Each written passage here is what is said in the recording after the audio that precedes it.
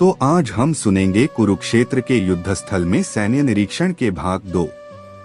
श्लोक। संजय उवाच दृष्ट्वा तु पांडवानीकं व्यूढ़ दुर्योधनस्तदा आचार्य मुख संगमे राजा वचनमब्रवीत।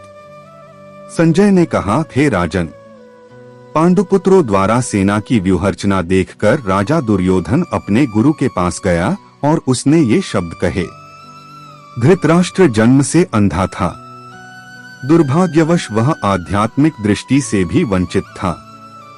वह यह भी जानता था कि उसी के समान उसके पुत्र भी धर्म के मामले में अंधे हैं और उसे विश्वास था कि वे पांडवों के साथ कभी भी समझौता नहीं कर पाएंगे, क्योंकि पांचों पांडव जन्म से ही पवित्र थे। फिर भी उसे तीर्थस्थल के प्रभाव के विषय में संदेह था।